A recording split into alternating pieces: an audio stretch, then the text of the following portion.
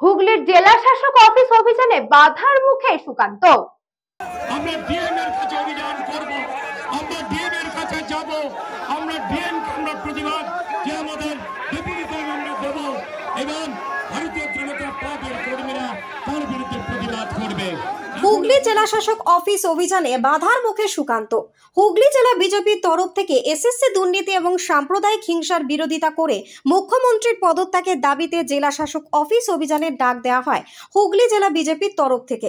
এই মিছিলে নেতৃত্ব দেন রাজ্য বিজেপির সভাপতি সুকান্ত মজুমদার। ব্যারিকেড ভেঙে এগিয়ে যাওয়ার চেষ্টা করেন বিজেপি কর্মীরা। বিশাল পুলিশ বাহিনী এবং ত্রিস্তরীয় ব্যারিকেড করে মিছিলকে রোধ করবার চেষ্টা। পুলিশের দুটি ব্যারিকেড ভেঙে ফেলে জেলা শাসক অফিসের দিকে এগিয়ে যাওয়ার চেষ্টা করে বিজেপি কর্মীরা। সঙ্গে সঙ্গে ধস্তাধস্তি হয় পুলিশের সাথে। বিজেপি কার্যালয় থেকে মিছিল করে ঘড়ির মোড়ে এসে এই মিছিল কিন্তু শেষ হয়। রাজ্য দুর্নীতি, হিন্দুদের উপর আক্রমণ নিয়ে মুখ্যমন্ত্রীকে চাঁচা ছোলা ভাষায় রীতিমতো আক্রমণ করেন বিজেপির রাজ্য সভাপতি। মমতা বন্দ্যোপাধ্যায়ের ভাইরা মন্দির ভাঙছেন আর উনি মন্দির উদ্বোধন করছেন, কটাক্ষ সুকান্তর। তিনি আরো বলেন, বিজেপির আমলে শুধুমাত্র বিজেপি করলেই চাকরি পাওয়া যাবে না, মেধা থাকতে হবে। শুধু তাই নয়, বিজেপির ক্ষমতায় আসলে পরীক্ষার পর ওএমআর শিট দিয়ে দেওয়া হবে। সুকান্ত মজুমদার, রাজ্য বিজেপির সভাপতি।